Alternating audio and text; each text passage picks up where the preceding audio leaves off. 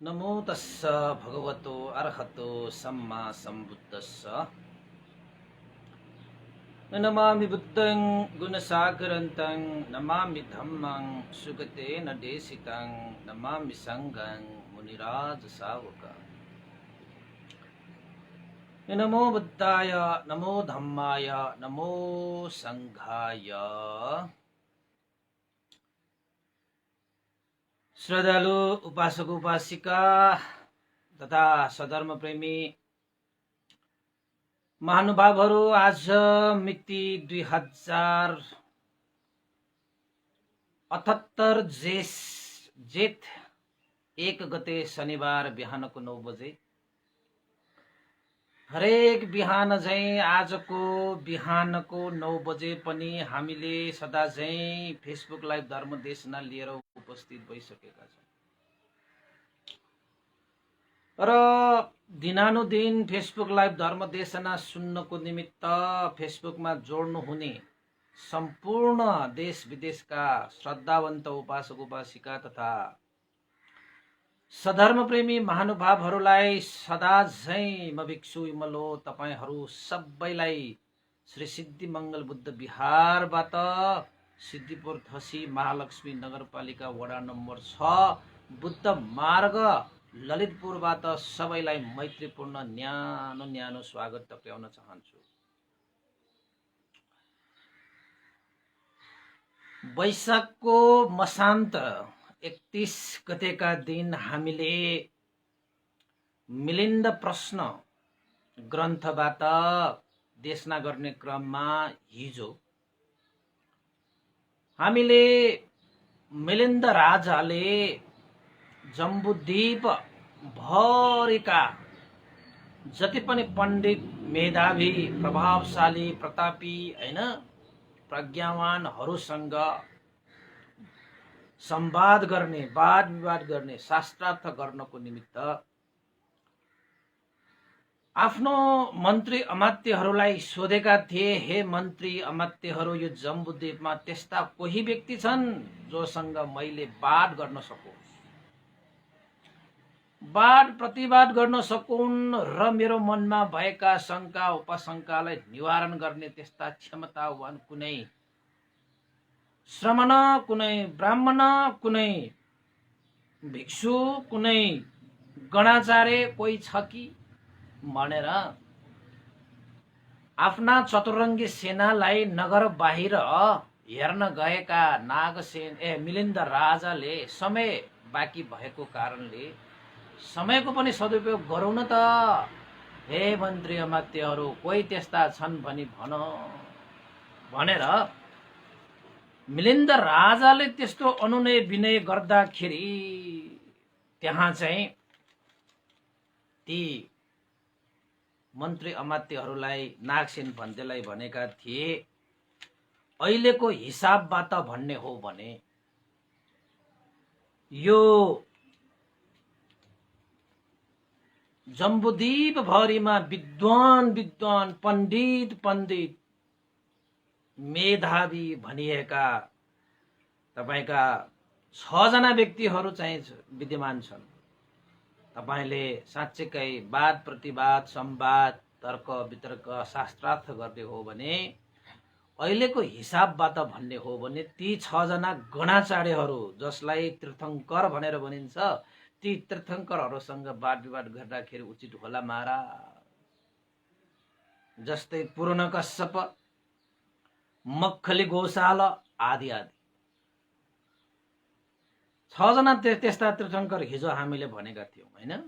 त्यसपछि मिलिन्द राजाले पनि अब धेरै समय पनि भयो यसरी चाहिँ वाद विवाद गर्न नपाएको, संवाद गर्न नपाएको, शास्त्रार्थ गर्न नपाएको भनेपछि यी 6 जना तीर्थङ्करहरूमा पनि सबभन्दा विद्वान धुरन्धर भनिएकाहरूसँग पहिला जानु पर्यो भनेर त्यसपछि मिलिन्द राजाले 500 जना यवन भनेर भनिन्छ उसका चाहिँ अब कर्मचारीहरू, उसका मान्छेहरू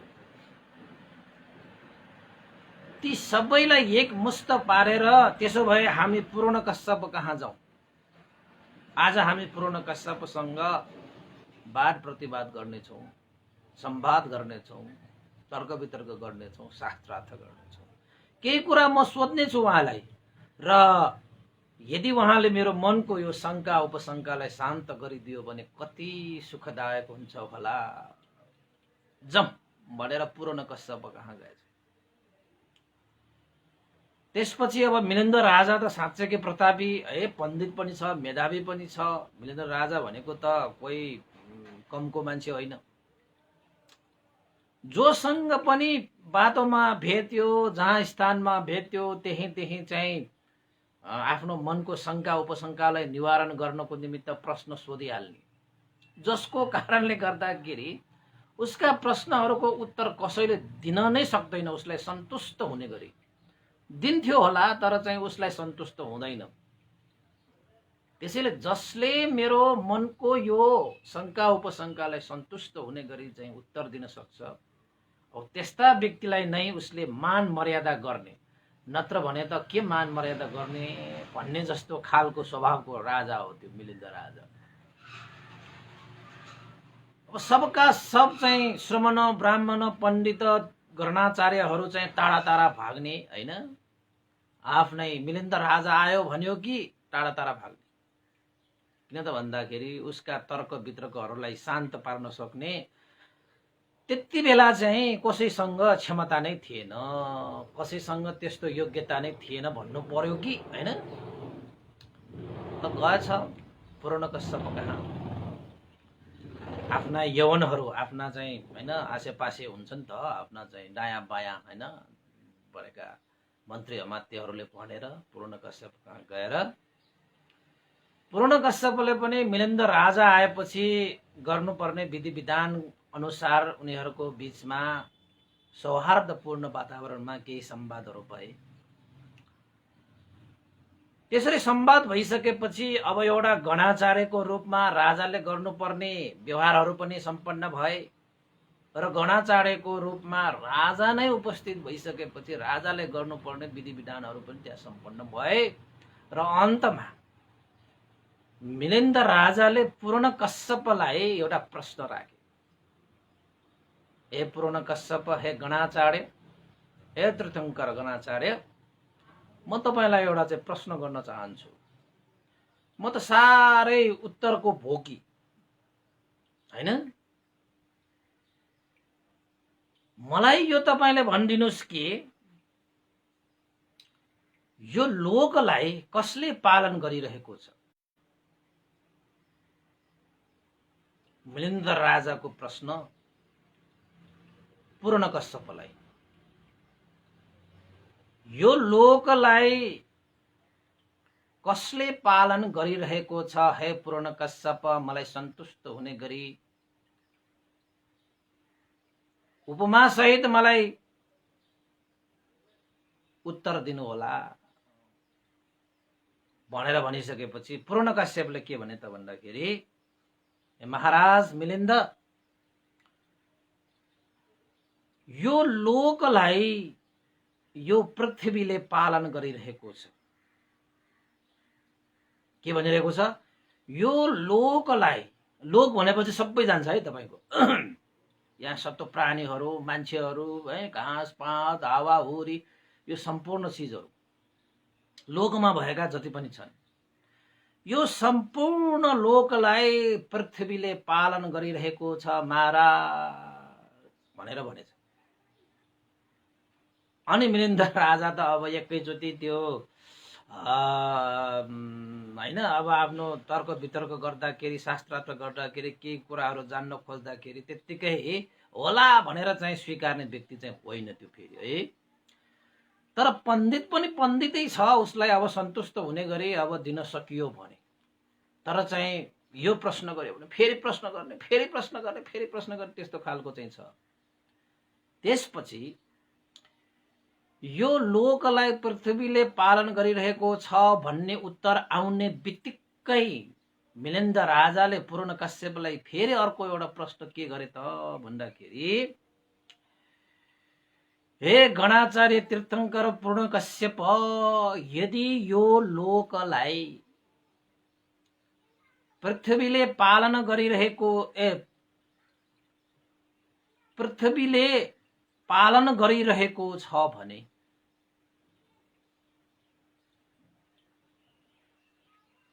अविची नरकमा जाने सत्वहरूले,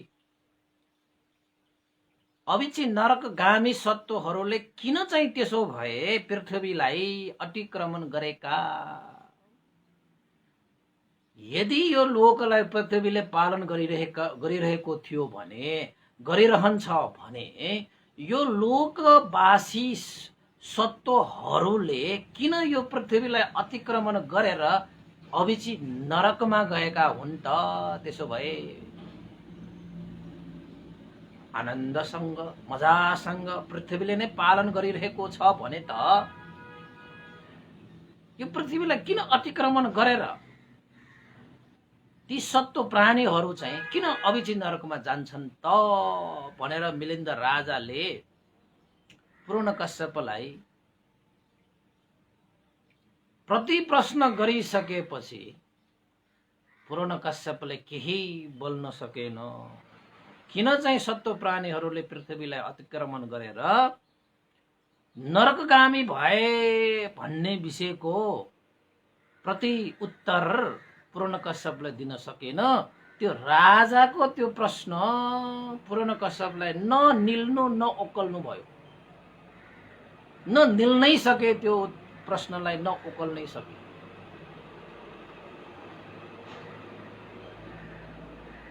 पृथ्वीले पालन गरिरहेका यी लोकजनहरू यो पृथ्वीलाई नै अतिक्रमण गरेर नागेर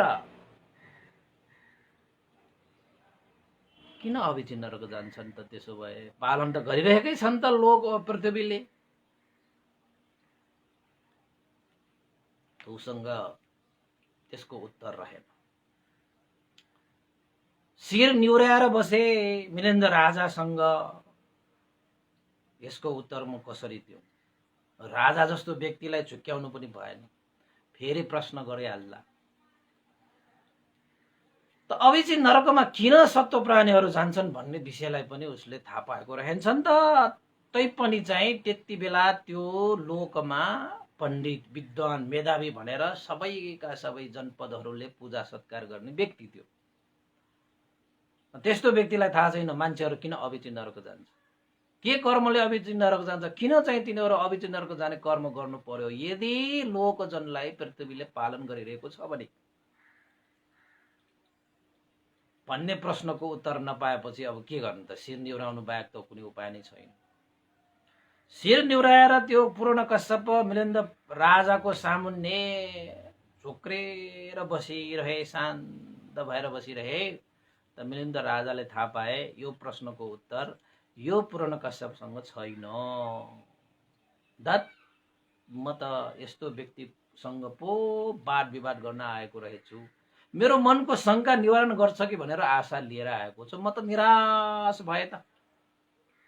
यसो हेरे मन्त्री अमात्यहरूसँग, क्या हो यही हो त?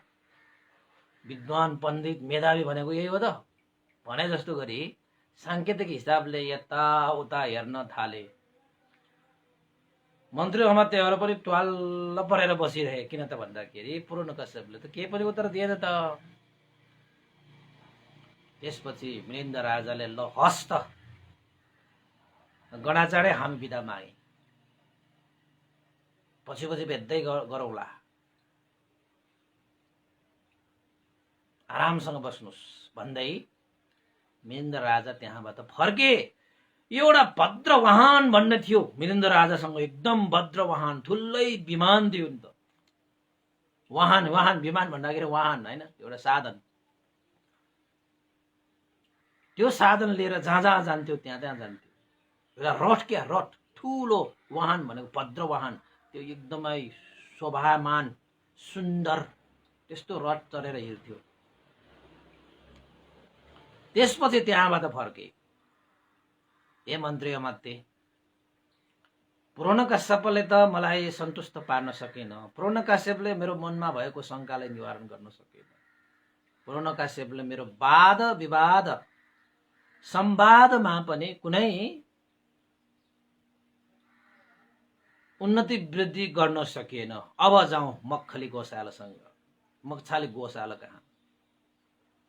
त्यसपछि मन्त्री अमात्यले भनेछ, हुन्छ महाराज, अब मक्खली गोशाल जो साह्रै विद्वान छ, पण्डित छ, मेधावी छ, सारा जनपदहरूले मानेका, सारा जनपदले आदर गौरव गरेका व्यक्ति,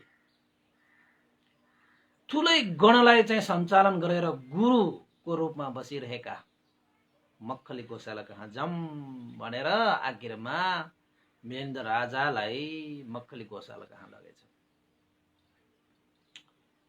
मक्खली गोशाला कहाँ गएपछि पनि मक्खली गोशाले पनि ओहो मिलिन्द राजा आएछ भनेर हैन एउटा गणाचार्यले गर्नुपर्ने विभिन्न विधि विधानहरू पनि गरे। राजा मिलिन्द पनि त्यस्तो छैन, आफ्ना चाहिँ गणाचार्यहरू भनाउँदाहरूलाई, आचार्यहरूलाई, गुरु आचार्यहरूलाई कस्तो मान मर्यादा गर्नुपर्छ त्यो किसिमले चाहिँ सम्पूर्ण मान मर्यादा गरेर चाहिँ सन्चो बिसन्चोको बारेमा पनि अलिकति संवाद पनि गरे। अनि त्यसपछि मक्खली गोशालाले भने, महाराज के कति कामले पाल्नु भयो भन्नुहोस्, मबाट केही त्यस्ता सेवाहरू गर्नुपर्छ भने पनि गरौँला, केही त्यस्ता धर्म कर्मका कुराहरू चाहिँ भन्नु पर्दाखेरि पनि भनौँला, भन्नुहोस् महाराज के कति कामले आउनु भयो। त मिलिन्द राजाले भने, ए मक्खली गोशाला, मेरो मनमा थुप्रै शङ्का उपशङ्काहरू छन्, ती शङ्का उपशङ्काहरू निवारण गर्नको निमित्त म भौतारी रहेँ। यता पूर्व दिशा, पश्चिम दिशा, उत्तर दिशा, दक्षिण दिशाका गणाचार्यहरू, श्रमणहरू, ब्राह्मणहरू, पण्डितहरू, विद्वानहरू, मेधावीहरू कहाँ म पुगेँ।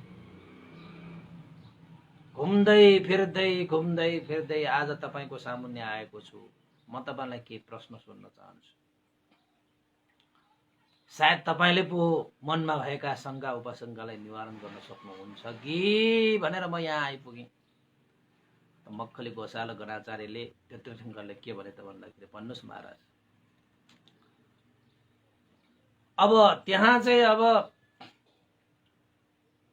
हुँदैन, नसोध्नुहोस्, भयो भन्ने कुरा त भएन राजा जस्तो व्यक्तिलाई। अनि त्यसपछि मिलिन्द राजाले सोधेछ, कसरी के सोधेछ भन्दाखेरि, हे गणाचार्य मक्खली गोशाला, संसारमा कुशल र अकुशल भन्ने छ कि छैन? असल र खराब भन्ने छ कि छैन? कुशल अकुशल, असल खराबबाट मान्छेहरूले उसको कर्म अनुसार फल पाउँछ कि पाउँदैन? कर्म अनुसार उसले विपाक पाउँछ कि पाउँदैन भनेर एउटा प्रश्न गरे। कर्म र कर्मफलको विषयमा प्रश्न गरे।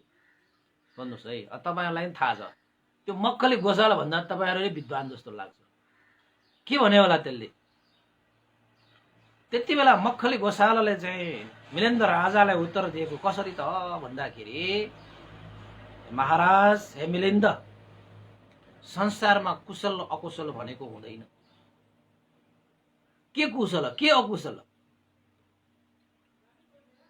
परिस्थिति आवश्यकता अनुसार सबैले जे पनि गर्छ। त्यहाँनिर कुशल र अकुशल भन्ने सवालै हुँदैन।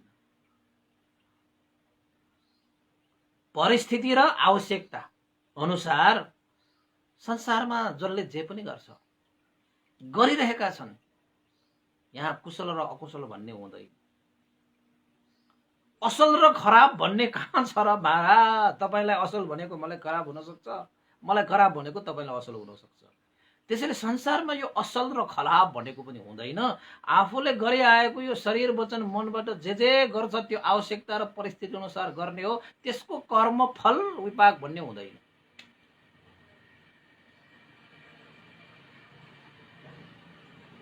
त मिलिन्द राजाले, के त्यसो भए यो संसारमा जन्मिएकाहरूले आफ्नो कर्म अनुसार जन्मिएका होइनन्? कर्म फल भोग्न आएका होइनन्? कर्म बनाउन आएका होइनन्? होइन महाराज, त्यसरी होइन।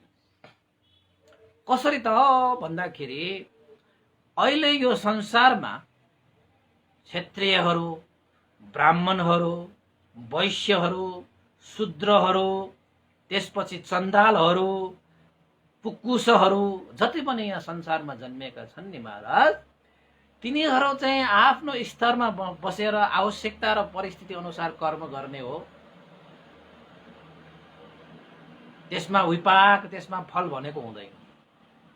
उनीहरूले यो संसारमा आवश्यकता र परिस्थिति अनुसार कर्म गरेर आखिर मरेर गए पनि जहाँ उनीहरू जन्मिन्छ यहाँ ब्राह्मण भएर जन्मिएकाहरू पनि पछि पनि ब्राह्मण नै हुन्छन्, यहाँ क्षत्रिय भएर जन्मिएकाहरू पनि पछि क्षत्रिय नै हुन्छन्,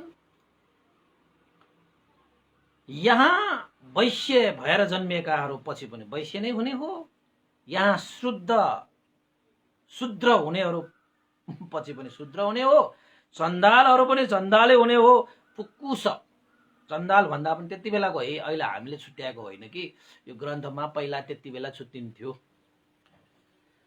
अब त्यति बेला त तपाईँको चाहिँ 4वटा मात्र होइन नि, त्यहाँ तपाईँको चाहिँ शूद्र मात्र होइन, के चण्डाल भन्ने पनि हुन्छ, तपाईँको पुक्कुस भन्ने पनि हुन्छ। तिनीहरू चाहिँ अहिले जे जन्म लिन्छन् उनीहरू परलोकमा पनि त्यही जन्म त लिने हो, अर्को जन्म लिँदाखेरि पनि त्यही जन्म लिने हो। भनेपछि यहाँ न ब्राह्मण पछि क्षत्रिय भएर जन्मिन्छ, न क्षत्रिय ब्राह्मण भएर जन्मिन्छ, न ब्राह्मण कुनै शूद्र भएर जन्मिन्छ, न चाहिँ वैश्य भएर जन्मिन्छ, न चण्डाल भएर जन्मिन्छ। अहिले जे जन्म लिइरहेका छन् उनीहरूले यो जीवन यापन गर्दाखेरि आवश्यकता र परिस्थिति अनुसार कर्म गर्ने हो, केही कर्मको फल विपाक भन्ने हुँदैन।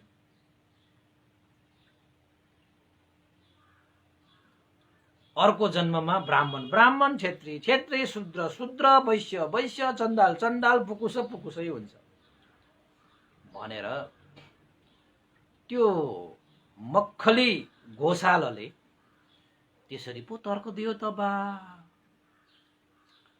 मिलिन्द राजाले विचार गरे, त्यसो भए त ठिकै छ हे गणाचार्य मक्खली गोशाला, तपाईँ भन्नुहुन्छ यो संसारमा कुशल अकुशल भन्ने हुँदैन, मान्छेहरूले परिस्थिति र आवश्यकता अनुसार गर्ने मात्रै हो, कर्म गर्ने मात्रै हो, असल खराब भनेको पनि हुँदैन, त्यो त आफ्नो दृष्टिमा मात्रै हुने रहेछ।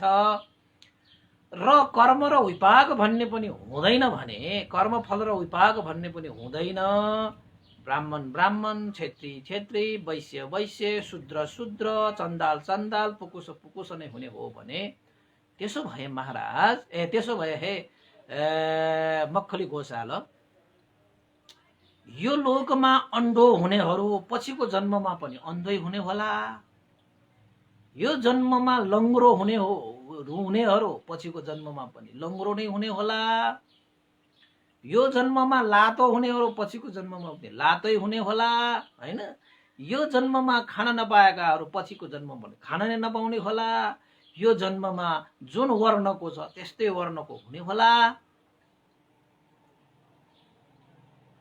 हे मक्खली गोशाल, त्यसो भए जति पनि यो संसारमा जन्मेका ब्राह्मणहरू छन् तिनीहरू चाहिँ लङ्गडो पछि लङ्गडो पनि हुन सक्छ, अन्डो पनि हुन सक्छ भनेपछि ती ब्राह्मणहरू पछि जन्ममा लङ्गडो ब्राह्मण, अन्डो ब्राह्मण, क्षत्रिय पनि त्यस्तै, वैश्य पनि त्यस्तै, शूद्र पनि त्यस्तै, चण्डाल पनि त्यस्तै र पुक्कुस पनि त्यस्तै त हुने होला नि, होइन र? कि यो संसारमा त्यस्ता मान्छेहरू पनि छन् नि, जो मान्छेहरू अन्डा छन्, अङ्ग प्रत्यङ्गहरू भङ्ग छन्। भनेपछि तपाईको तर्क अनुसार हे मक्खली गोशाला, जसरी यो लोकमा उनीहरूले आफ्नो जीवन यापन गर्दछ आवश्यकता अनुसार परिस्थिति अनुसार, त्यही आवश्यकता र परिस्थितिले उनीहरूलाई जुन रूप दिन्छ त्यस्तै रूप अनुसार परलोकमा पनि त्यही समान हुने त होला नि, होइन र? भनेर सोधेछ। तपाईको तर्क अनुसार त लङ्गडो लङ्गडो नै हुन्छ, अन्डो अन्डो नै हुन्छ, होइन? लातो लातो नै हुन्छ, त्यस्तो पो हुनु पर्यो त, होइन र? भनेर चाहिँ सोद्धाखेरि चाहिँ मक्खली गोशालासँग अब चाहिँ के भएन, उत्तर भएन। अब यहाँ ब्राह्मणहरू पनि अन्डाहरू छन्, क्षत्रियहरू पनि त्यहाँ लङ्गराहरू छन्, वैश्यहरू पनि त्यहाँ लङ्गराहरू अपाङ्गहरू थुप्रो छन्। त्यसरी त यो पाङ्गता यो भनेको त यो जन्ममा पनि हुन सक्छ नि। त मिलेन्द्र राजाको प्रश्न के हो त भन्दाखेरि अहिलेको यो जन्ममा अन्धाहरू अपाङ्गहरू भनेपछि चाहे त्यो कुनै पनि क्षत्रिय होस्, ब्राह्मण होस्, वैश्य होस्, शूद्र होस्, होइन, पहिलाको जन्ममा पनि त्यस्तै त होला नि त्यसो भए, होइन? त्यही भएर उनीहरू जहिले पनि लङ्गुरै हुने होला, जहिले पनि कानै हुने होला। तपाईँको सूत्र अनुसार त यो हुनु पर्यो नि त। के यो साँचो हो भनेर चाहिँ मृगेन्द्र राजाले त्यसरी सोद्धाखेरि चाहिँ मक्खली गोशालासँग कुनै उत्तर रहेन। बिचरा के उत्तर देला? अब हुन्छ भन्यो भने फेरि अर्को प्रश्न आइहाल्छ, होइन? त्यसपछि मक्खली गोशालाले पनि मृगेन्द्र राजाको त्यो प्रश्नको उत्तर दिन नसकेर आफ्नो शिर निहुराए, मौन भएर बसे।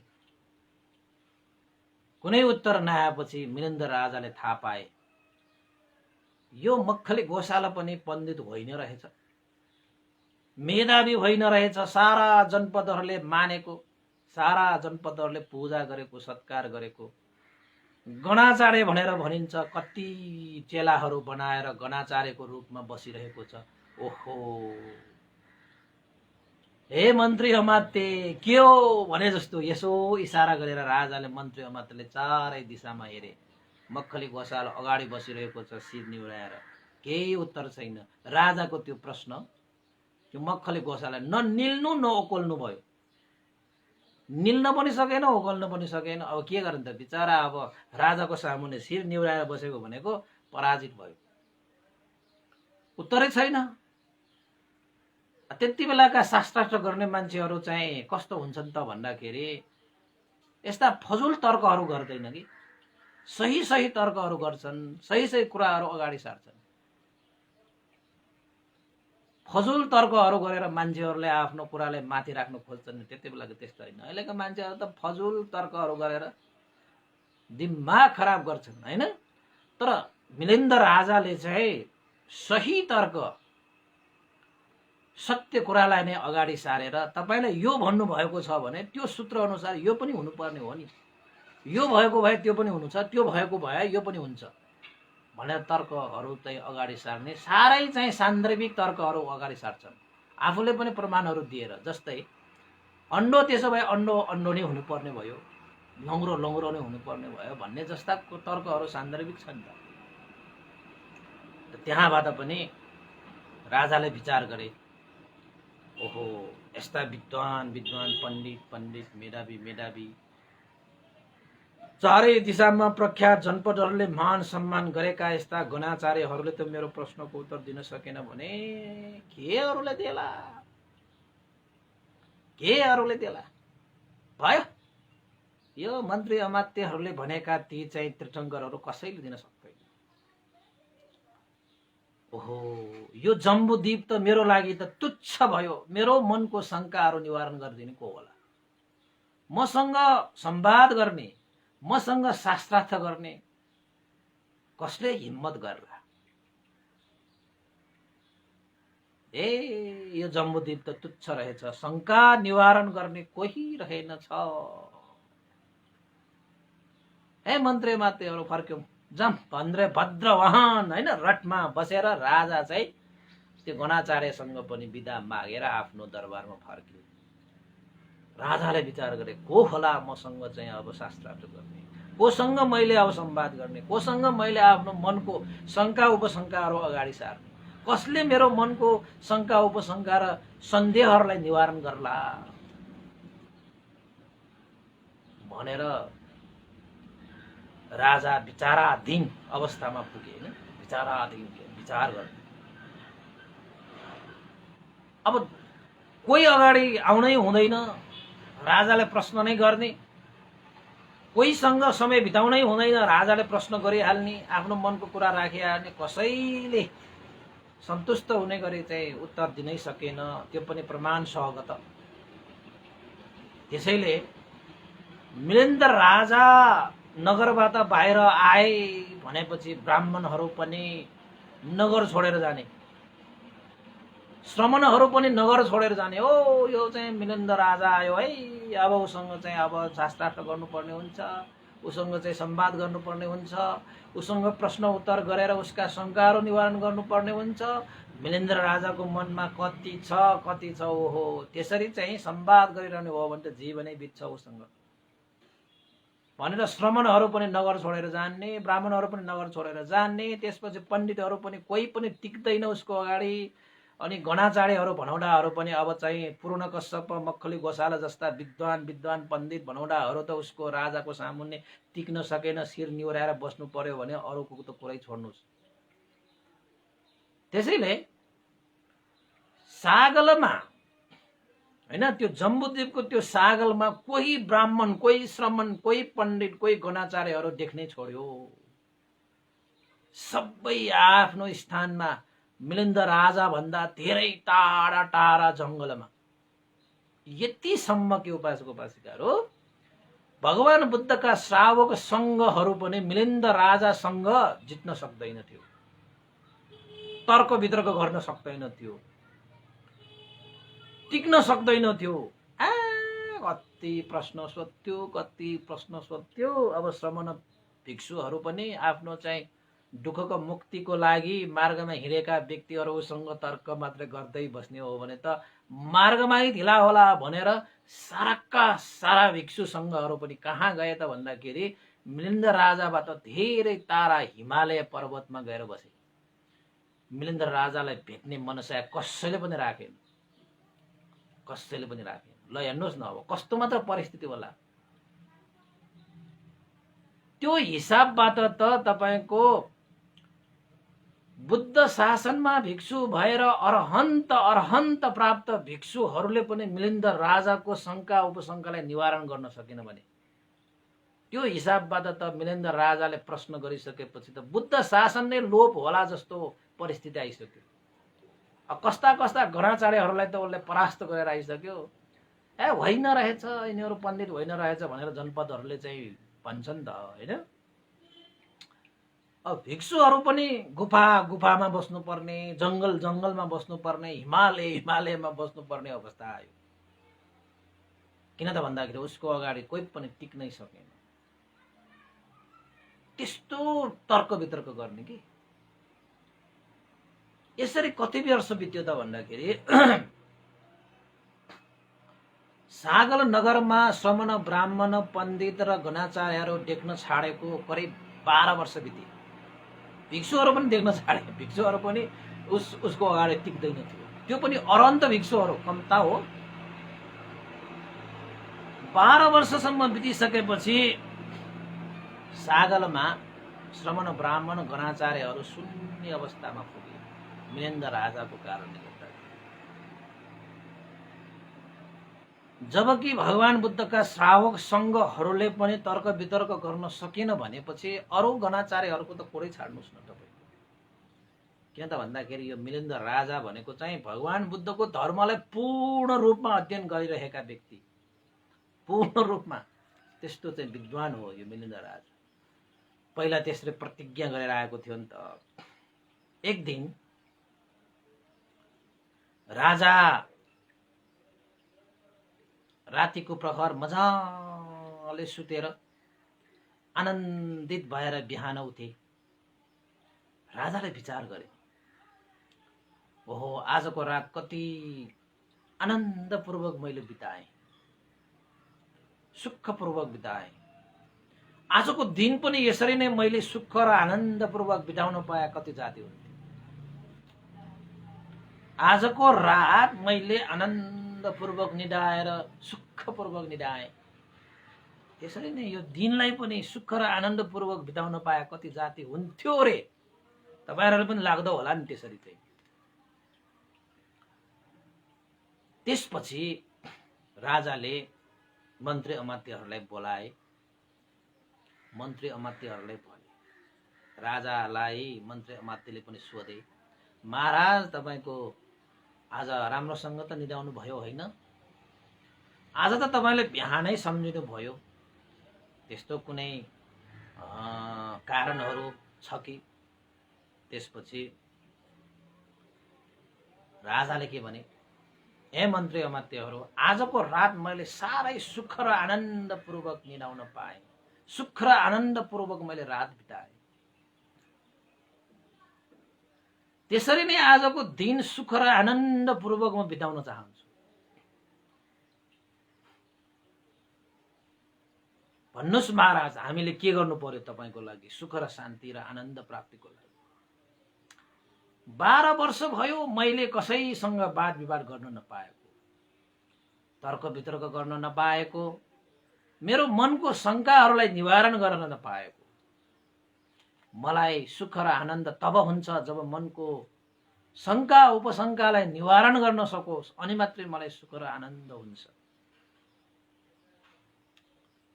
हे मन्त्री अमात्यहरू, त्यस्ता व्यक्ति कोही छैन यो जम्बूद्वीपमा जसले मेरो मनको शङ्का उपशङ्का सन्देहहरूलाई निवारण गर्न सकोस्। कोही पनि छैन।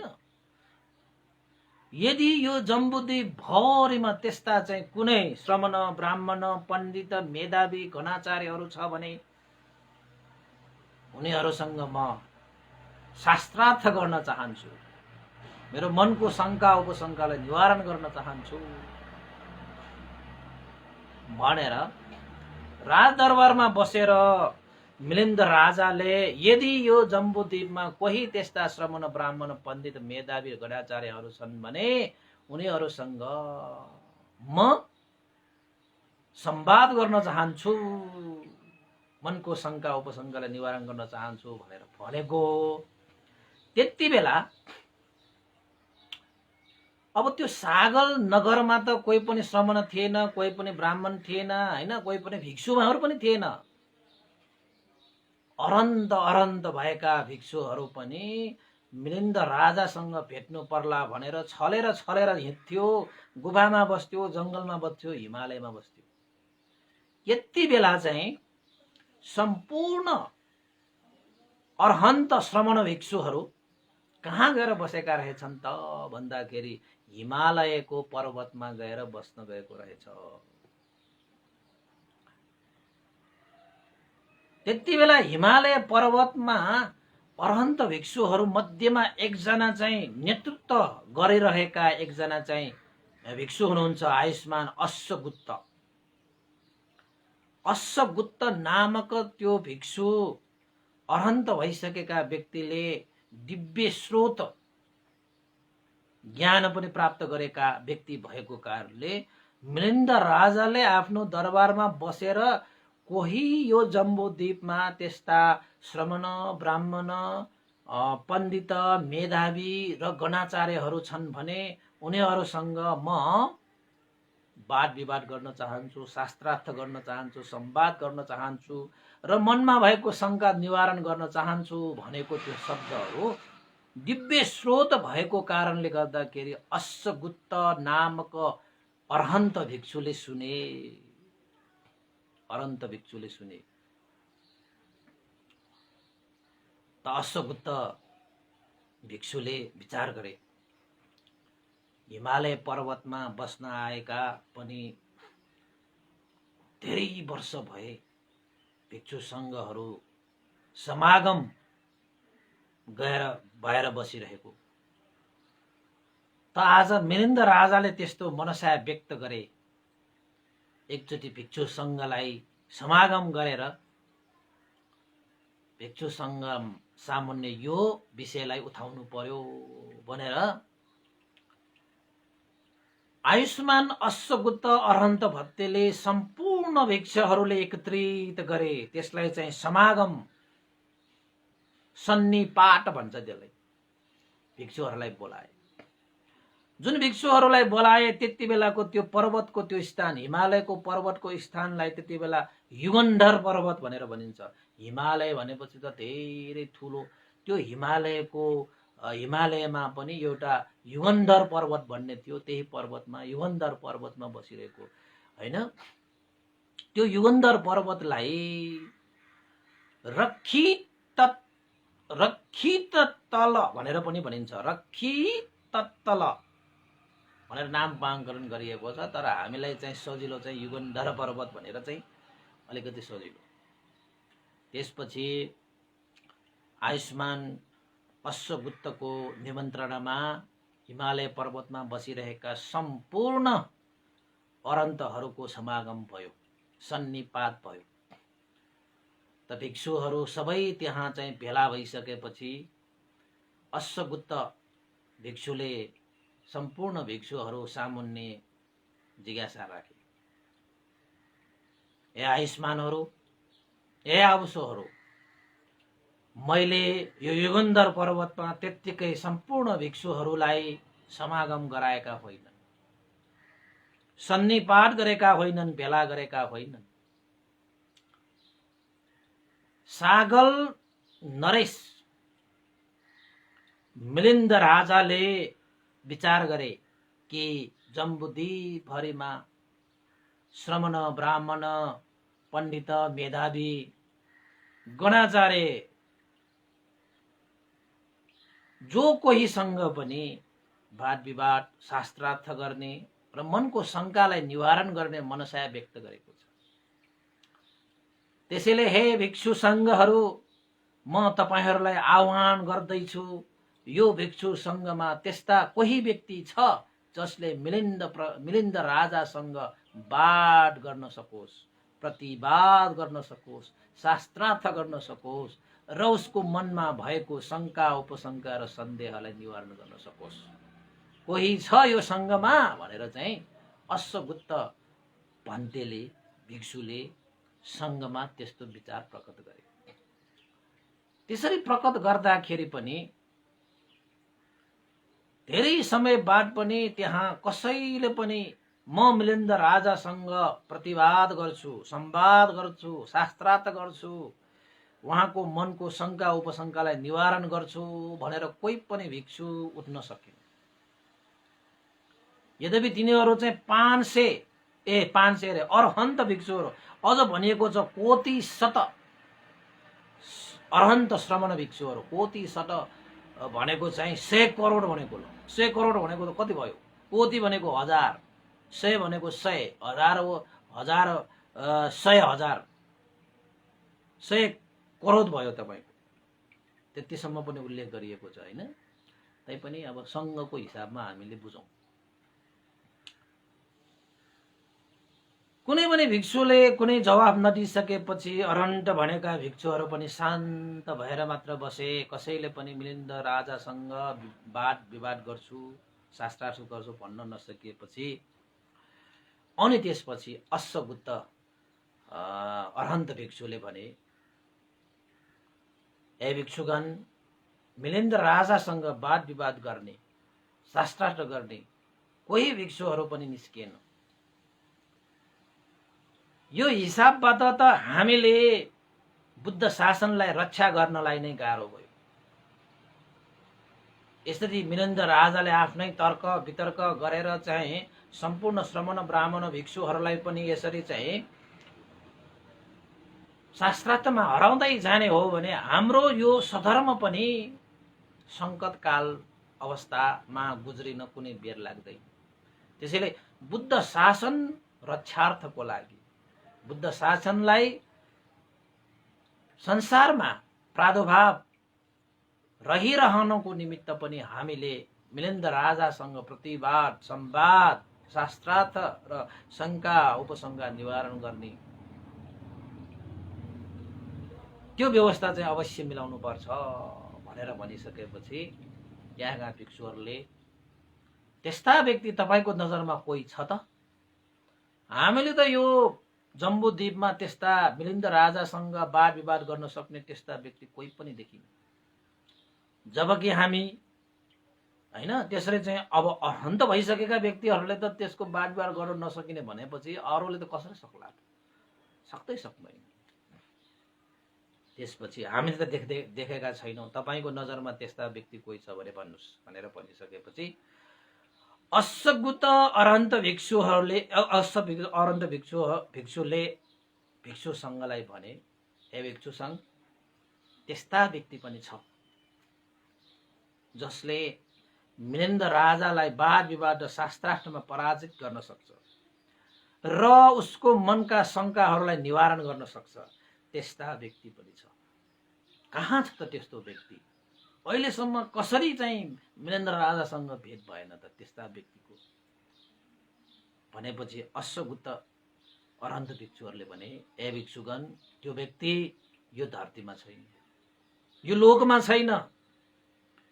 त्यो व्यक्ति तावतिंस देवलोकमा, तावतिंस नामक देवलोकमा, देवभुवनमा, केतुमती भन्ने विमानमा महासेन नामक प्रभावशाली पण्डित देवपुत्रको रूपमा देवलोकमा छन्, देवलोकमा छन्। यो जम्बुद्वीपमा त के, यो धरतीमा कहीँ पनि त्यस्ता व्यक्तिहरू छैनन् जसले मिलिन्द राजाको शङ्कालाई निवारण गर्न सकोस्।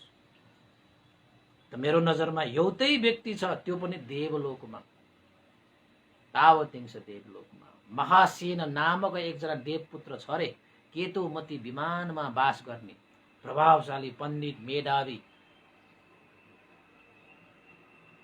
ती भिक्षुहरूले भने, आयुष्मान अश्वगुप्त, यदि त्यस्ता व्यक्ति देवलोकमा छ भने पनि देवलोकमा गएर भए पनि महासेन देवपुत्रलाई धरतीमा प्रतिसन्धि ग्रहण गर्नको निमित्त प्रार्थना गरेर भए पनि मिलिन्द राजाको शास्त्रार्थ गर्न योग्य व्यक्तिलाई हामीले निमन्त्रणा गर्न आवश्यक छ।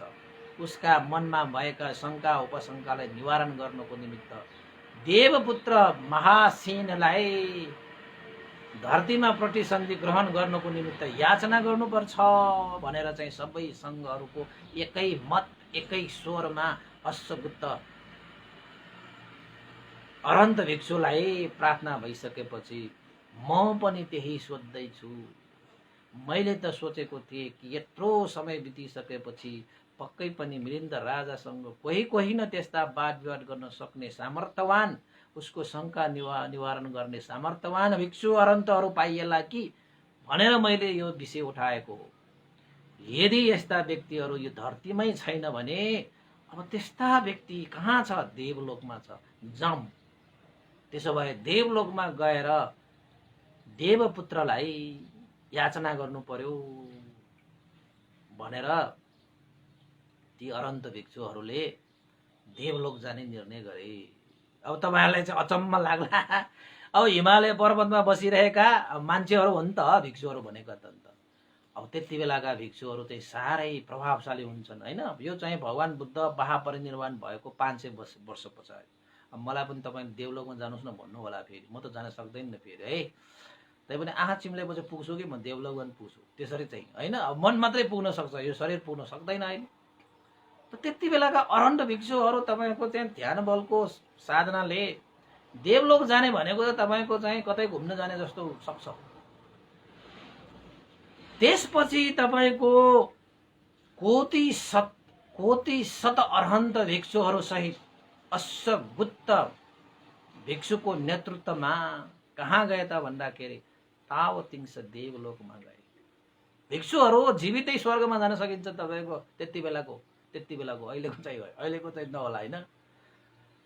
अहिले पनि एउटा चाहिँ के भन्छ फेसबुकमा एउटा भाइरल भएको छ नि, एउटा भिक्षुको म्यानमारमा एउटा भिक्षुले सचेतन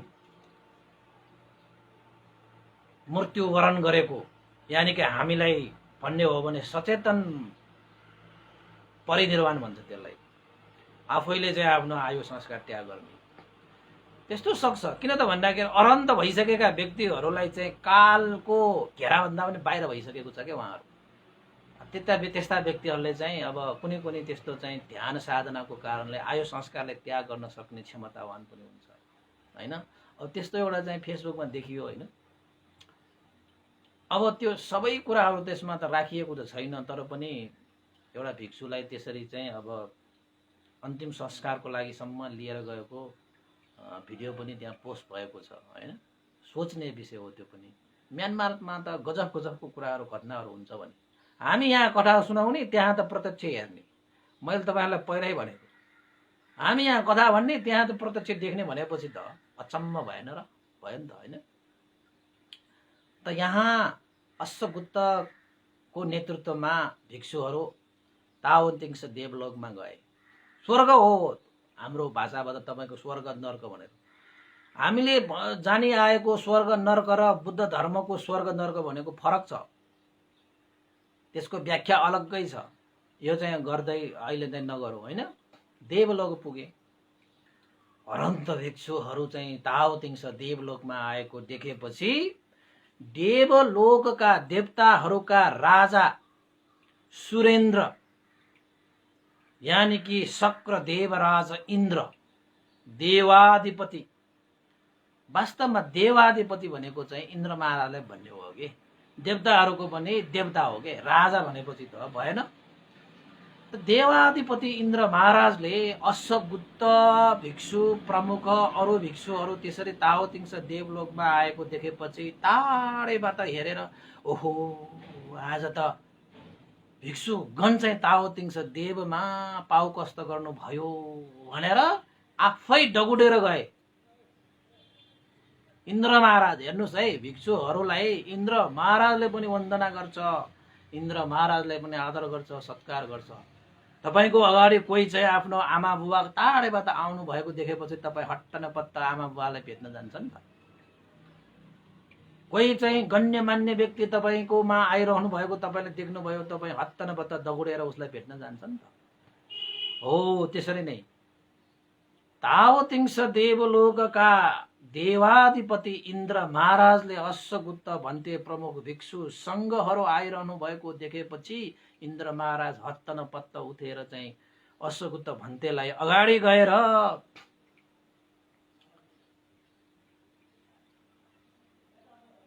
मान सम्मान आदर गौरव हात जोडेर वन्दना गरे। भन्ते तपाईँ देवलोकमा पाउ कष्ट गर्नुभयो, यसरी पाउ कष्ट गर्नुभएको कारण के होला, के सेवा गर्न सक्छु? हे श्रमण, म भगवान बुद्ध धर्म सङ्घ त्रिरत्नको सेवक हुँ, मलाई सेवा गर्ने अनुमति दिनुहोस्, मलाई सेवा गर्ने मौका दिनुहोस्, मलाई सेवा गर्नको निमित्त आज्ञा दिनुहोस्। के कति काम विशेषले तपाईँ पाल्नुभयो भनेर इन्द्र महाराजले हात जोडेर वन्दना गरेर तपाईँको भिक्षु सङ्घलाई चाहिँ आमन्त्रित गर्नुभएको भने पाउ कष्ट गर्नुभयो, के कारण होला?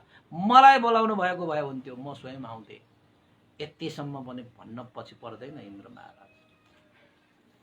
अब त्यस तपाईँलाई यो भन्दाखेरि चाहिँ हो र भन्थे भन्नु होला, अब हो के त्यो होइन। अब कुनै कुनै कुरा हामी पनि त्यस्तै हो क्या, होइन होला त्यो मिलेन्द्र राजा जस्तोलाई चाहिँ अब उपसङ्घहरू निवारण गर्ने क्षमतावान तपाईँले पनि नाखे नै चाहिन्छ। त्यसपछि इन्द्र महाराजले गर्नुपर्ने सबै सम्मानहरू गरिसकेपछि उपयुक्त आसनहरू प्रदान गरिसकेपछि इन्द्र महाराजले हात जोडेर सोधे, भन्नुहोस् के कति कामले पाल्नुभयो, मलाई सेवा गर्ने मौका दिनुहोस्, मलाई सेवा गर्ने अवसर दिनुहोस्। त अश्वगुप्त महास्तवीर अश्वगुप्त भिक्षुले के भने, हे देवाधिपति इन्द्र महाराज, हामीले एउटा भिक्षुहरूको सन्निपात गरेका थियौँ। यस भिक्षुहरूको सन्निपातमा सागल नरेश मिलिन्द राजासँग वाद विवाद गर्न सक्ने, शास्त्रार्थ गर्न सक्ने र उसको मनका शङ्का उपशङ्कालाई निवारण गर्न सक्ने कोही पनि भिक्षुहरू पाइएन। यो हिसाबबाट कति भिक्षुहरू त गुफामा, कति भिक्षुहरू जङ्गलमा, कति भिक्षुहरू त हिमालय पर्वतमा यसरी चाहिँ छरिएर बस्नु परेको छ। बुद्ध शासनलाई संरक्षण गर्नको निमित्त मिलिन्द राजासँग प्रतिवाद गर्ने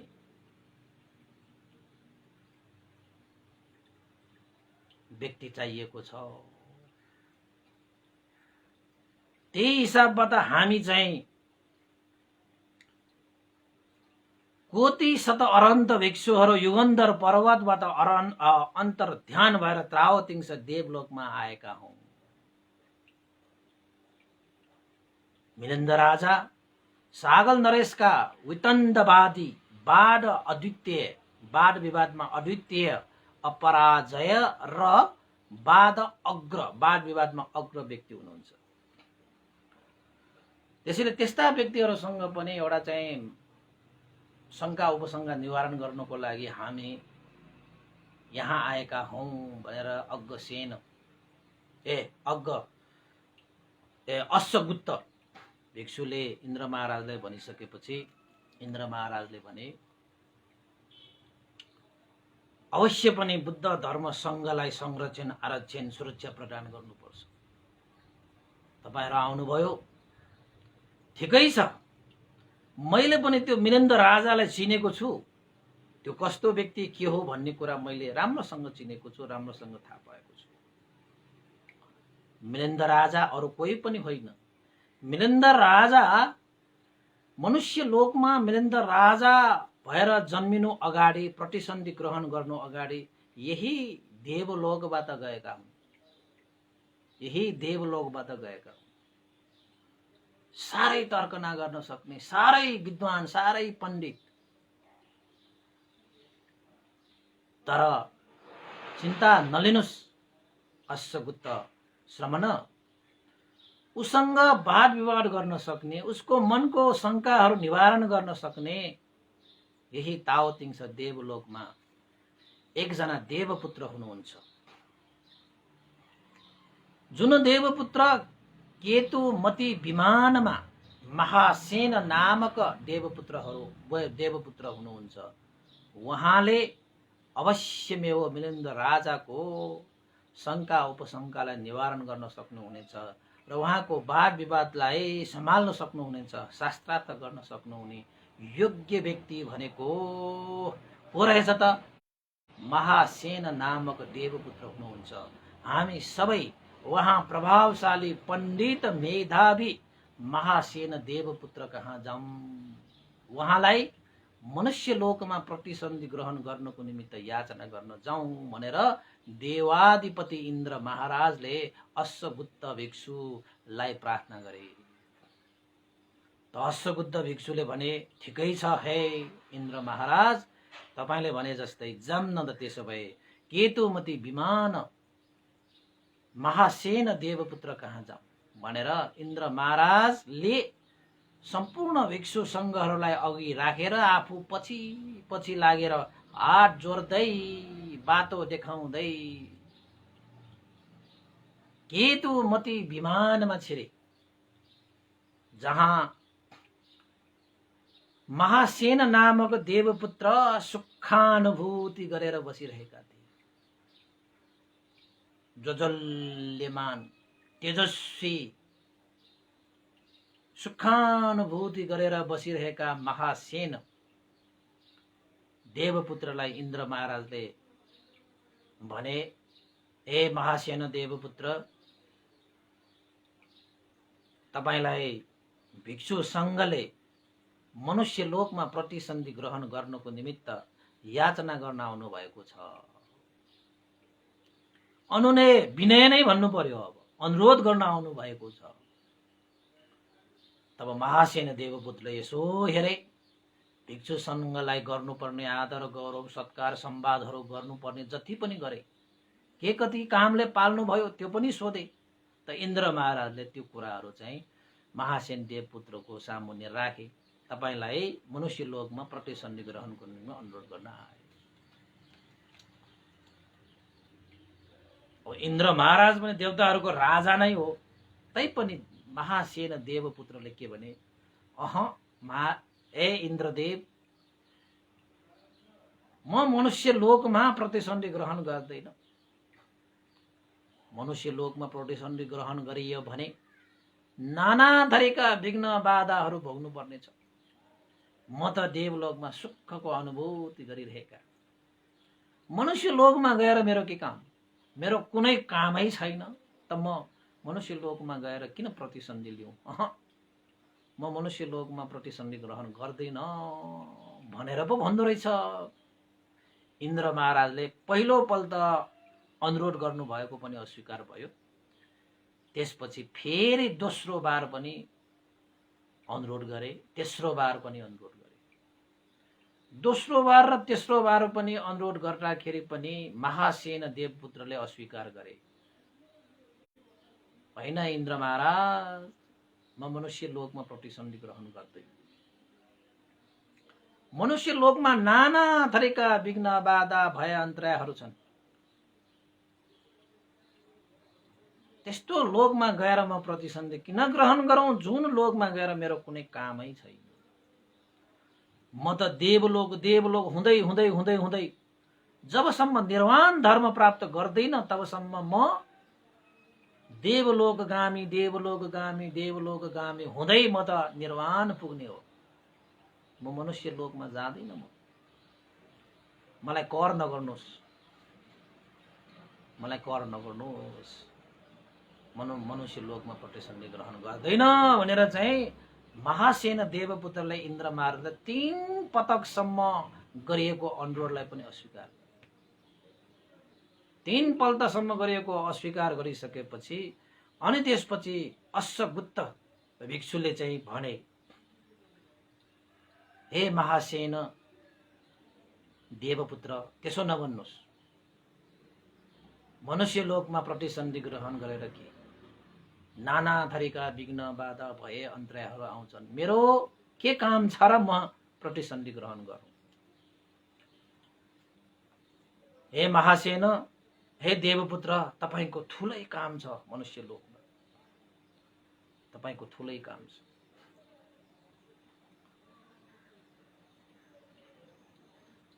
त महासेन देवपुत्रले भने, ए अश्वगुप्त भन्थे, तपाईले मेरो काम छ भन्नुभयो, के त्यस्तो काम छ भन्नुस्? त्यसो भए त्यस्तो काम म पनि सुनौ न। अश्वगुप्त भिक्षुले भन्नुभयो, हे महासेन देवपुत्र, सागल नरेश मिलिन्द राजाले जम्बुद्वीप भरिका सम्पूर्ण श्रमण ब्राह्मण भिक्षु गणाचार्यहरू सबैलाई तर्क वितर्कमा परास्त गरिसके, विवादमा हराइसके, शास्त्रार्थमा पनि झुकाइसके।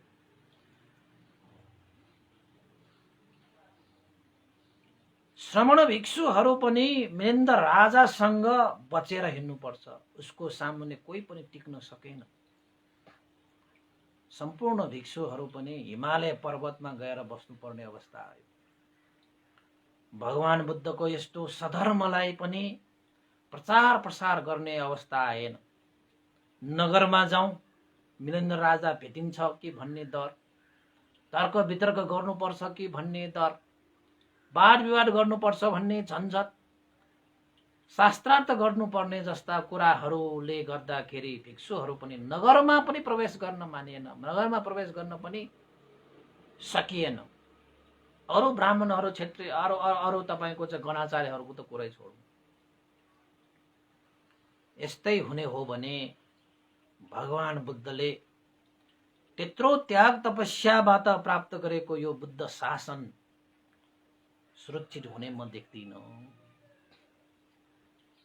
बुद्ध शासनलाई अहिलेका सम्पूर्ण भिक्षुहरूले पनि आरक्षा गर्न सकिरहेको छैन, आफूमा मात्रै सीमित राख्न सकियो। तर नगरमा प्रचार प्रसार गर्नको निमित्त चाहिँ मिलिन्द राजाको नगर होइन, जहाँ जम्बुद्वीप भरि, मिलिन्द राजाको सागर नगर मात्र होइन, जम्बुद्वीप भरि कोही छ भने पनि राजा चाहिँ आइहाल्ने। त्यसैले मैले बुद्ध शासनको सुरक्षाको निमित्त, आरक्षाको निमित्त, संरक्षणको निमित्त मैले भिक्षु संघको सन्निपात गरेँ, समागम गरेँ, भेला गरेँ। सम्पूर्ण भिक्षुहरूको सन्निपात, समागम र भेलाबाट पनि मिलिन्द राजासँग वाद विवाद गर्ने, शास्त्रार्थ गर्ने, उसको मनमा भएको शङ्कालाई निवारण गर्न सक्ने क्षमतावान कोही पनि भिक्षुहरू अगाडि सर्नु भएन र पो हामीले त्यसको समाधानको लागि, बुद्ध शासन रक्षाको लागि, बुद्ध शासनको लागि, सुरक्षाको लागि हामी तपाईकोमा आएका हौं, तपाईकोमा आएका हौं। हे महासेन देवपुत्र, मनुष्य लोकमा मेरो काम छैन नभन्नुहोस्। बुद्ध शासन रक्षा गर्ने, बुद्ध शासनलाई संरक्षण दिने जस्तो महान कार्य अरू के छ र? त्यसैले तपाईले देवाधिपति इन्द्र महाराजको तेस्रो पटक पनि अस्वीकार गर्नुभयो। तर हामी भिक्षु, म अश्वगुप्त प्रमुख भिक्षु संघ तपाईलाई अनुरोध गर्न चाहन्छु कि हे महासेन देवपुत्र, मनुष्य लोकमा प्रतिसन्धि ग्रहण गर्नुहोस्। मनुष्य लोकमा प्रतिसन्धि ग्रहण गर्नुहोस् र मिलिन्द राजाको वाद विवाद निवारण गर्नुहोस्, समाधान गर्नुहोस्।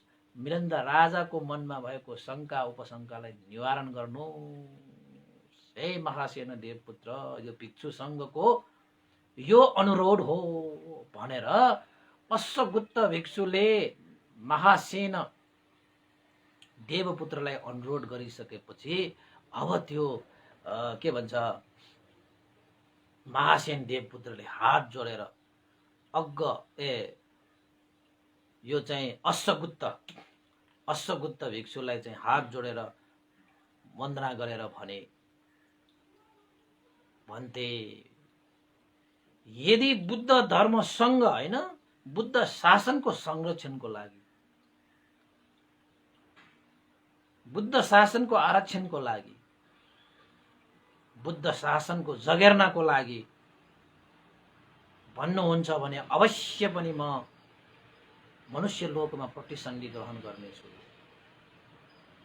र अवश्य पनि म मिलिन्द राजालाई भेट्नेछु र मिलिन्द राजासँग वाद विवाद गर्नेछु, शास्त्रार्थ गर्नेछु, मिलिन्द राजाको मनमा भएको सारा शङ्काहरू निवारण गर्नेछु। धन्य धन्य बुद्ध शासनलाई संरक्षण गर्नको निमित्त जुन अवसर मैले प्राप्त गरे, मेरो लागि त यो सौभाग्यको विषय हो, मेरो लागि सौभाग्यको विषय हो भनेर महासेन देवपुत्रले अश्वगुप्त भिक्षु प्रमुख संघको अनुरोधलाई सहर्ष स्वीकार गरेर लिए। इन्द्र महाराजले पनि, सँगै बसेका इन्द्र महाराजले पनि साधु साधु साधु भने, भिक्षुहरूले पनि साधु साधु साधु भने। अब भने यो त्रिलोकको ज्योति बुद्ध शासन सदा सर्वदा चम्किरहने भयो भनेर सबै खुसी भएर त्यसपछि अश्वगुप्त भिक्षु संघ त्यहाँबाट पनि प्रसन्न चित्त राखेर त्यहाँबाट युगन्धर पर्वत, हिमालय पर्वततिर फर्किनु भयो हैन। फर्किसकेपछि भिक्षु संघमा सबैलाई जानकारी दिनको निमित्त अश्वगुप्त भिक्षुले एउटा फेरि सन्निपात गरे, भिक्षुहरूको भेला गरे, समागम गरे। त्यो समागम गरेको बेलामा अश्वगुप्त पन्थीले सबै भिक्षुलाई सोधे, यो समागममा, यो सन्निपातमा, यो भेलामा कोही भिक्षु छुट्टिएको छ कि छैन भनेर सोधे। अब त्यहाँ त ठुलो भिक्षुहरू थिएन। अब कोटी शत भनेको चाहिँ 100 करोड भनेपछि कति होला? अब लेख्न त त्यसरी नै लेखिएको छ हैन। कोटीलाई करोड मान्ने हो भने त्यसरी हुन्छ। अब हजारौं हजार भन्नुस् न। त्यसपछि एकजना भिक्षुले भने, हे अश्वगुप्त महास्तवीर, सम्पूर्ण भिक्षुहरूको समागम भएको छ, एकजना भिक्षुको यहाँ चाहिँ उपस्थिति छैन भनेर भने। अश्वगुप्त महास्तवीरले के भने, कुन चाहिँ भिक्षु यो समागममा उपस्थित भएन? भिक्षु समागम, भिक्षु सन्निपात भएपछि सारा भिक्षुहरू समावेश हुनै पर्छ के। त्यो संघको गौरव। अब भनिएको छ बुद्ध शासनमा आफूले खाइरहेको भात, आफूले खाइरहेको खाना, आफूले खाइरहेको भोजन पनि संघको कार्य भनेपछि आदि खाइसकेको चिजलाई पनि छोडेर जानुपर्छ रे। भिक्षुहरूको लागि त्यो चाहिँ त्यो त आज्ञा हो के हैन।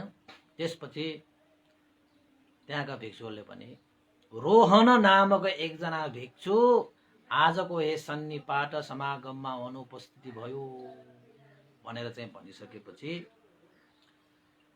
किन अनुपस्थिति भए त भन्दाखेरि त्यो दिन भन्दा पनि 7 दिन अगाडि त्यो रोहन नामक एकजना भिक्षु हिमालय पर्वतमा गएर निरोध समापतिमा बसेको रहेछ। निरोध समापति भनेपछि तपाईहरुले खानु पनि पर्दैन, सुत्नु पनि पर्दैन, नित्य कर्म पनि गर्नु पर्दैन। निरोध समापति भनेको त्यस्तो ध्यान हैन।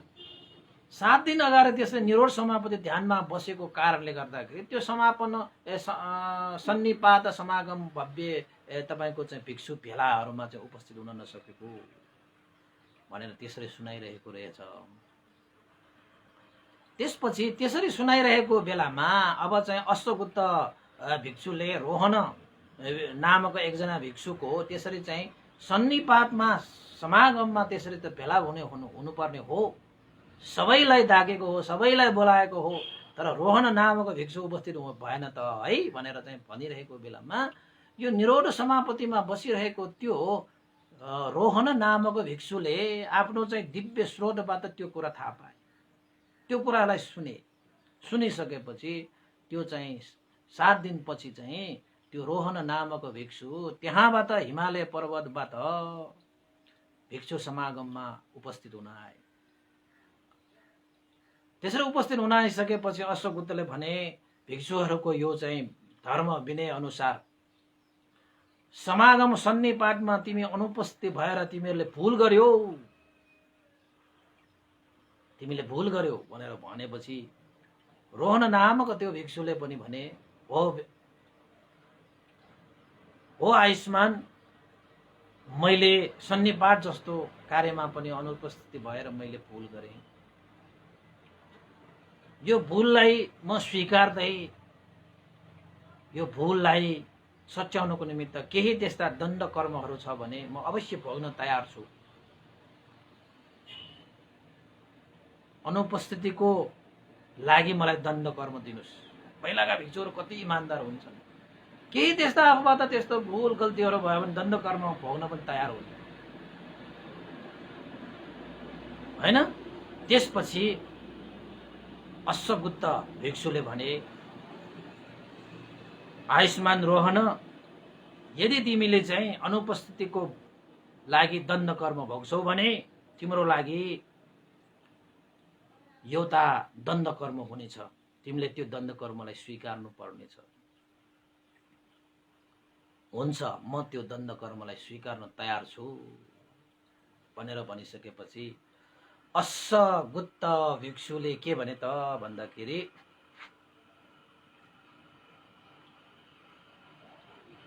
हे रोहन आयुष्मान, हिमालय पर्वतको कजङ्गल भन्ने एउटा ब्राह्मण निगम छ। त्यो ब्राह्मण निगममा सोनुत्र नामक एकजना ब्राह्मणले बास गर्दछ। एउटा ब्राह्मण परिवारले चाहिँ बास गरिरहेको छ। त्यो सोनुत्र ब्राह्मणको परिवारमा महासेन देवपुत्रले प्रतिसन्धि ग्रहण गर्नेछ। सोनुत्तर ब्राह्मणीको कोखमा प्रतिसन्धि ग्रहण गर्नेछ।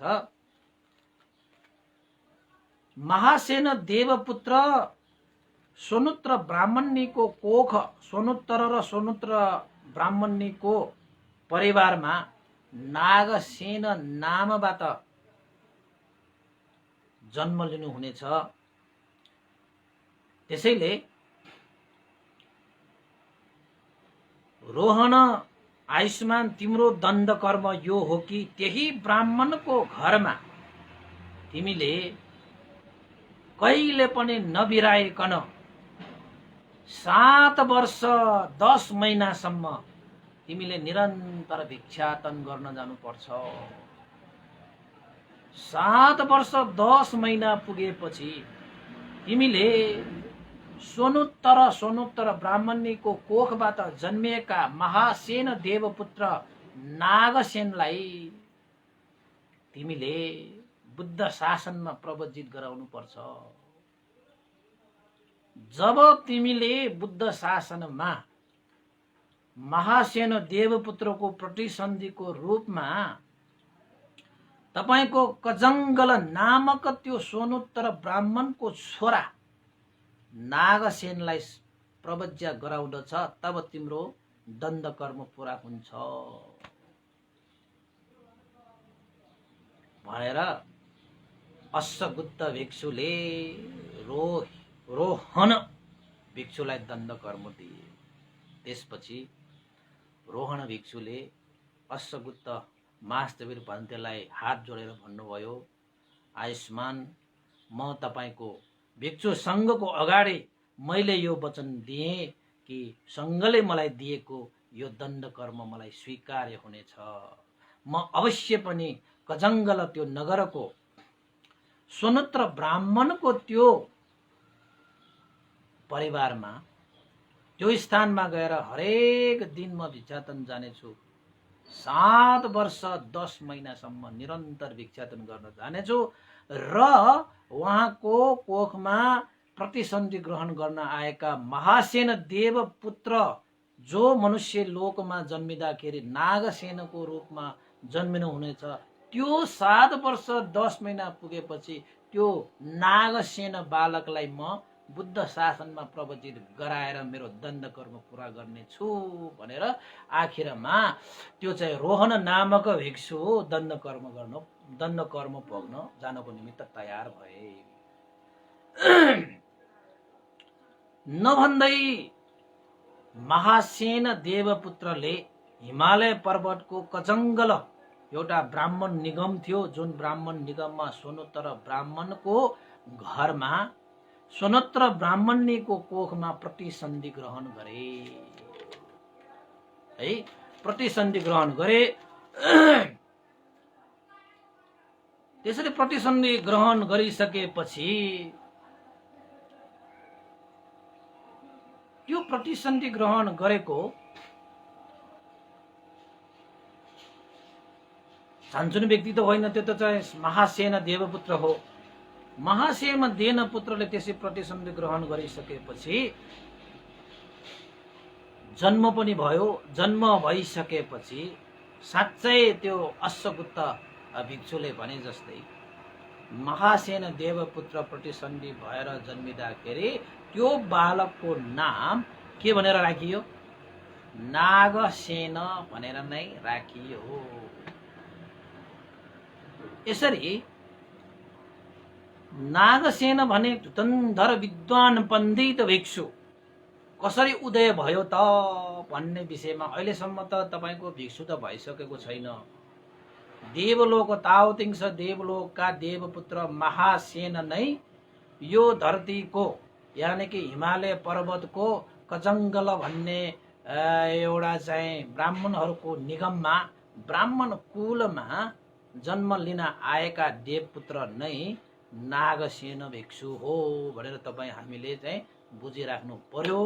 आजको लागि चाहिँ नागसेन भन्तेले प्रतिसन्धि ग्रहण गर्न आएको, प्रतिसन्धि ग्रहण गर्न आएको भनेको चाहिँ कोखमा बस्न आएको,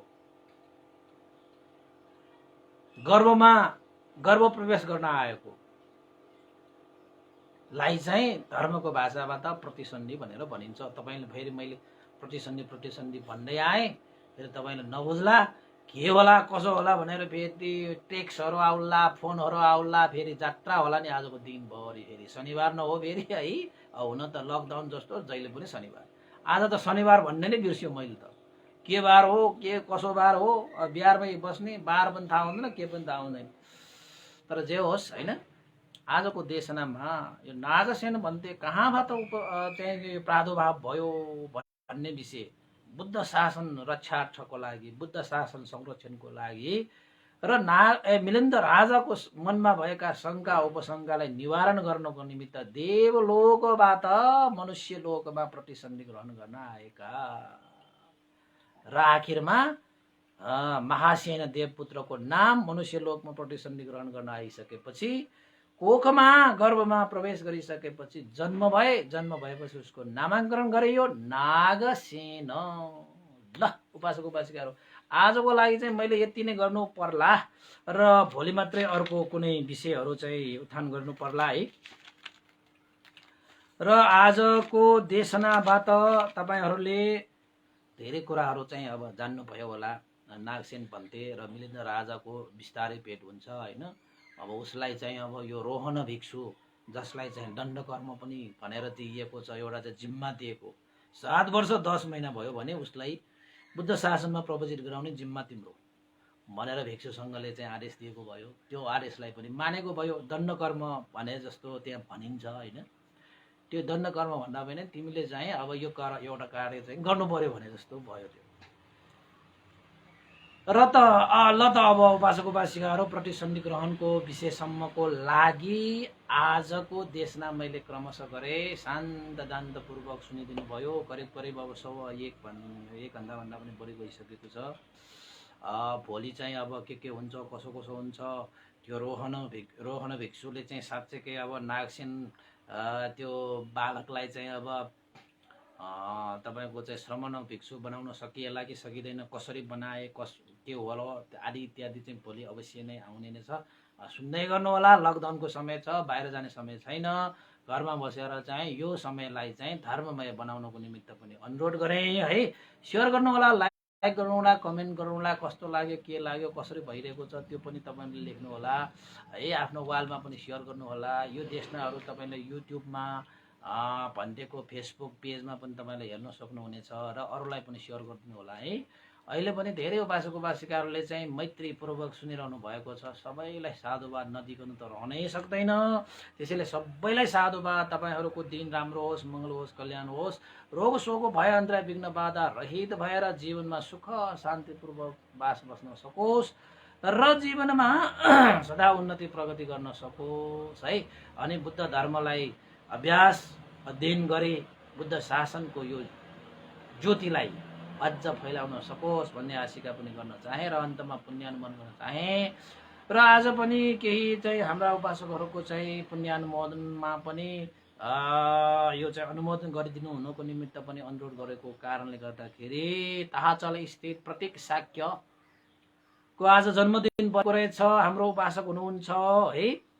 उहाँ उपासक प्रतीक शाक्यलाई जन्मदिनको उपलक्ष्यमा धेरै धेरै शुभकामना व्यक्त गर्न चाहन्छु। जीवनमा उन्नति प्रगति सुख शान्ति समृद्धि छाओस् है। त्यस्तै गरी चाहिँ उहाँ हाम्रो प्रवेश रत्न शाक्य दाईले चाहिँ अघि बिहान पनि कल गर्नुभएको छ र उहाँको जन्मदिनको उपलक्ष्यमा परित्राण पाठ पुण्यानुमोदन गर्न भोजन गर्नको निमित्त भनेर श्रद्धा दान स्वरूप रूप 2000 पनि श्रद्धा व्यक्त गर्नुभएको छ। उहाँहरूलाई धेरै धेरै बार सम्पूर्ण परिवारलाई पनि सुख शान्तिको कामना गर्न चाहे।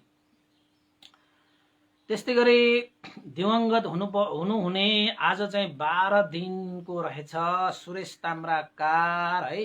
उहाँको चाहिँ सुगति निर्वाण कामना गर्दै परित्राण पाठ गर्ने पुण्यानुमोदन गर्ने है। त्यस्तै गरी चाहिँ अब उहाँको पुण्य आर्जित गर्नुको निमित्त भोजन गर्ने आदि इत्यादि उहाँहरूले चाहिँ श्रद्धा पनि व्यक्त गर्नुभएको छ है।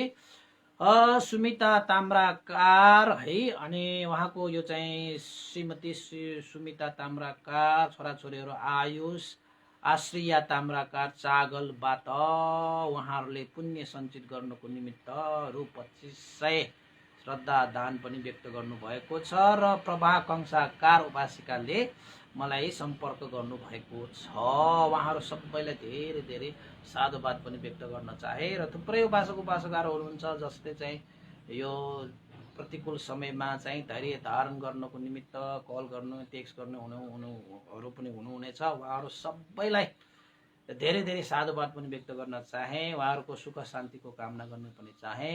र अन्तमा पुण्यानुमोदन गर्न यो पुण्यको प्रभावले श्रद्धेय गुरुवर ज्ञान पूर्णिक महास्तिवीर भन्ते श्रद्धेय गुरुवर सयादव उपनिता विभूषा लगायत सम्पूर्ण गुरुजनहरूमा पनि यो पुण्य लाभ भई उहाँहरूको हित सुख हो सुगति निर्वाण कामना गरौँ। र सम्पूर्ण ज्ञाति बन्धुहरू देवताहरू अमनुष्यहरू सत्व प्राणीहरूको लागि पनि यो पुण्य अनुमोदन हित सुखको निमित्त आधार भरोसा होस् भनेर पनि आशिका गरे। र तपाईँहरू सबै प्रत्यक्ष अप्रत्यक्ष यो फेसबुक लाइभ धर्मदेशना सुन्नुहुने सबैमा सुख शान्तिको कामना है, समृद्धिको कामना, रोग शोक भय अन्तराय विघ्न बाधा रहित भएर जीवनमा उन्नति प्रगति गर्न सकोस् र बुद्ध धर्म सङ्घको शरणमा गएर दानशील भावनादि कुशल कर्म गरे अनित्य दुःख अनात्मा दर्शन गरे मार्गफल निर्वाण धर्मसम्म पनि साक्षात्कार गर्न सकोस् भन्दै पुण्यानुमोदन गर्न चाहे। भवतु सर्वमङ्गलम्। इदं नो ज्ञातिनं होतु सुखिता वन्तु ज्ञातयो। इदं नो ज्ञातिनं होतु सुखिता वन्तु ज्ञातयो। इदं नो ज्ञातिनं होतु सुखिता वन्तु ज्ञातयो। एतावता सम्मे सम्भतं पुण्यसम्पदं सब्बे देवा अनुमोदन्तु सम्पत्तिसिद्धिया। एतावता सम्मे सम्भतं पुण्यसम्पदं सब्बे सत्ता अनुमोदन्तु सम्पत्तिसिद्धिया। एतावता सम्मे सम्भतं पुण्यसम्पदं सब्बे भूतानुमोदन्तु सम्पत्तिसिद्धिया। साधु साधु साधु भवतु सर्वमङ्गलं। सबैको दिन मङ्गलमय होस्। सबैलाई साधुवाद।